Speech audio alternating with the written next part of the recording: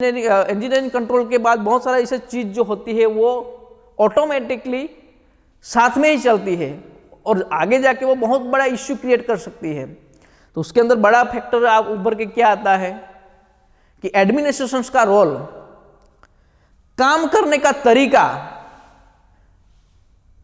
Involve workers का काम करने का तरीका किस तरह का है, उन लोगों को कितना रेस्ट मिलता है, काम करने में रोटेशन सिस्टम अप्लाई किया जाए ताकि एक कॉन्स्टेंटली वो प्रोडक्शन बाहर निकले, एक काम करने का एक सुरक्षित ढांचा को बनाया जाए जिसे हम सेफ ऑपरेटिंग प्रोसेस बोलते हैं, कि जो मैन्युअल के हिसाब से कि ये स्टेप बाय स्टेप काम होना चाहिए कि पहले वाला यही काम होगा, उसके बाद यही काम होगा, बाद में यही काम होगा, यानी कि एक सिस्टमेटिक तरीके से काम को अंजाम तक पहुंचाने का जो सिस्टम बना होता है जिसको हम एसओपी यानी कि सेफ ऑपरेटिंग सिस्टम प्रोसीजर बोलते हैं, वो वहां पे इंप्लीमेंटेड होना चाहिए। वर्कर्स को एज पर फैक्ट्री लॉज के हिसाब से जो उसका मिलना चाहिए यानी कि रेस्ट मिलना चाहिए, उसको रोटेशन मिलना चाहिए, उसके ऊपर काम का ज्यादातर उसके वर्कलोड नहीं होना चाहिए, क्योंकि जब हम वर्कर्स के ऊपर जब ज्यादा ओवरलोड डाल देते हैं, उसको काम का स्ट्रेस बढ़ा देते हैं, तो डेफिनेटली उसका असर कहां पे होने वाला है, उसके बाद प्रीमाइसिस के या कंपनी के प्रोडक्शन के ऊपर होने वाला है और प्रोडक्शन के ऊपर उसका इफेक्ट होगा। तो आपको मैंने पहले ही बता दिया है उसका इफेक्ट सीधा आपके नेशंस के ऊपर होने वाला है, क्योंकि सारे के सारा जो चीज है प्रोडक्शन जो है, प्रोडक्शन हमारे साथ यानी वर्कर्स के साथ जुड़ा हुआ है। जब वर्कर्स हेल्दी रहेगा, उसके ऊपर बिना स्ट्रेस का वो काम करेगा, उसका काम का ज्यादा उसके ऊपर भारण नहीं होगा, एक रोटेशन सिस्टम से वहां पे काम को अंजाम देने का एक प्रोसीजर होगा, काम करने का तरीका से एक सुरक्षित ढांचा बनाया दिया जाएगा, तो एडमिनिस्ट्रेशन कंट्रोल के जरिए हम हजार्ड्स को कुछ हद तक यानी कि 25% हम कंट्रोल कर सकते हैं। ठीक है, उसके बाद उसका फिफ्थ फैक्टर्स जो है वो है पर्सनल प्रोटेक्टिव इक्विपमेंट। पर्सनल मेरी खुद की हिफाजत करने वाला हजार्ड और वर्कर्स के बीच में एक बैरियर खड़ा करना,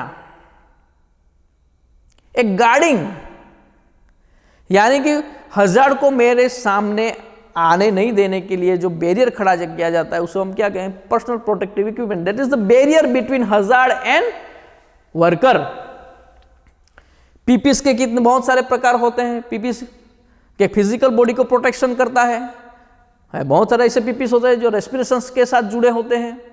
आप कोई डस्टी प्लांट के अंदर काम करते हैं या कोई धुएं वाला या केमिकल प्लांट में काम करते हो जहां पे आपको रेस्पिरेशन में कुछ टॉक्सिक गैसेस जाने की संभावना रहती है, वैसी जगह के ऊपर आपको क्या करना है कि रेस्पिरेशन से रिलेटेड पर्सनल प्रोटेक्टिव इक्विपमेंट आपको पहनना चाहिए। और बाकी का आमतौर पे जो फिजिकल हजार्ड्स है, मैकेनिकल हजार्ड्स है, इलेक्ट्रिकल हजार्ड्स है, एर्गोनॉमिक्स हजार्ड्स है, वो सारे के सारे हजार्ड्स ना हो उसके लिए आपको physical body protection personal protective equipment पहनना चाहिए। अभी पर्सनल प्रोटेक्टिव इक्विपमेंट आप सब जानते हो कि कौन कौन से प्रकार के पर्सनल प्रोटेक्टिव इक्विपमेंट है जो आपके फिजिकल बॉडी को प्रोटेक्शन करने वाले हैं। हेलमेट हो गया, गॉगल्स हो गए, ग्लव्स हो गए, गनबूट हो गए, सेफ्टी शूज हो गए, कि आपका फुल स्लीव शर्ट हो गया, या कोई हाइट वर्क पे आप काम करते हो तो हाइट वर्क पे काम करने के लिए आपको सेफ्टी बेल्ट चाहिए। तो ये सब फिजिकल बॉडी को प्रोटेक्शन करते हैं, आपको फिजिकल इंजरी होने से आपको बचाते हैं। लेकिन ये सारे के सारे इक्विपमेंट आपको पता है, लेकिन उसको पहनने का तरीका आपको पता नहीं है, वो कौन सी चीज कौन सी जगह पे पहनना चाहिए वो आपको पता नहीं है, तो मीनिंगलेस है वो। इन शॉर्ट कहने का मतलब कि आपके पास जितने भी पीपीज है वो काम के हिसाब से, आप जहां पे जिस तरह का काम करते हैं उसके हिसाब से वो पीपीस होना चाहिए, ताकि वो आपके बीच, आपके और हजार्ड्स के बीच में एक बैरियर खड़ा कर पाए। अभी मान लो कि मैं वहां पे कोई कंस्ट्रक्शन साइट पे काम कर रहा हूं, वहां पे मैं चप्पल पहन के पे चला जाता हूं, वहां पे बहुत सारा नेल्स हजार्ड है, वहां पे बाहर से कोई भी चीज ऊपर से कोई गिरने की संभावना है, कोई ऑब्जेक्ट आके आपके पैर पे गिर सकता है, वैसी जगह पे मैं सेफ्टी शूज नहीं पहनूंगा, चप्पल पहन के जाऊंगा, दैट इज मीनिंगलेस, कि हमारे पास होने के बावजूद भी उसका इस्तेमाल नहीं सीखा हूं मैं। हम कोई डस्टी प्लांट के अंदर काम करते हैं, वहां पे बहुत सारा डस्ट है, वहां पे डस्ट पार्टिकल बहुत कम माइक्रोन में होते हैं कि वो इजीली आपके नोज के अंदर से अंदर जा सकते हैं। तो इसी जगह पे आपको नोज मास्क लगाना चाहिए। लेकिन नोज मास्क जो लगाना चाहिए, डस्ट मास्क लगाना चाहिए, वो पहनने का आपको सिस्टम नहीं पता है तो वो मीनिंगलेस है। कैसा मास्क पहनना चाहिए, कैसे नहीं पहनना चाहिए। बहुत सारे अक्सर इंडस्ट्रीज में क्या होता है कि मास्क आपका गीला हो जाता है फिर भी आप पहनते रहते हो, क्यों? दिखावा करने के लिए, मुझे दिखाना है। कोई भी सेफ्टी का, कोई एचएससी का कोई ऑफिसर आ जाएगा या कोई स्टीवर्ड आ जाएगा, एचएससी स्टीवर्ड आ जाएगा या कोई रिस्पेक्टिव पर्सन आएगा और आपको डांटेगा कि भाई आपने why are you not wearing personal protective equipment, तो उसको दिखाने के लिए हम पहन लेते हैं, लेकिन उसका स्ट्रेंथ क्या है हम भूल जाते हैं। गीला मास्क भी हमने चढ़ा लिया, ठीक है भाई, गीला मास्क हम नहीं पहन सकते, उसको किस तरह से रखना चाहिए इस्तेमाल करने के बाद, वो हमको उसको फोल्डिंग का मेथड पता नहीं है, मीनिंगलेस है। तो पर्सनल प्रोटेक्टिव इक्विपमेंट बहुत ही इफेक्टिव है ये हजार्ड्स कंट्रोल करने के लिए, कि जिसका इफेक्टिवनेस 5% है।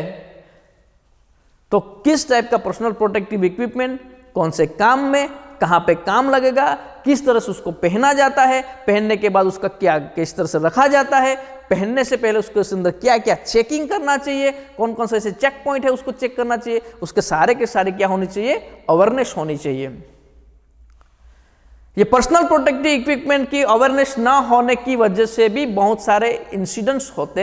हैं कि वो क्या है, वो पर्सनल प्रोटेक्टिव इक्विपमेंट ना पहनते हैं तो उसका काम क्या है, आ बेल मुझे मार। मैं निमंत्रण देता हूं हजार्ड्स को मेरे सामने आने के लिए, निमंत्रण देता हूं, आजा भाई, मैंने बैरियर नहीं लगाया, अभी तू मेरे ऊपर वार कर सकता है। तो why are you giving chance? Hazards को आप क्यों चांस देते हो कि जो हमारे हाथ में था हम उसका इस्तेमाल करके, हम उसका इस्तेमाल करने के बाद हम हजार्ड से बच सकते थे, खतरे से बच सकते थे। तो why are not using, why not wearing?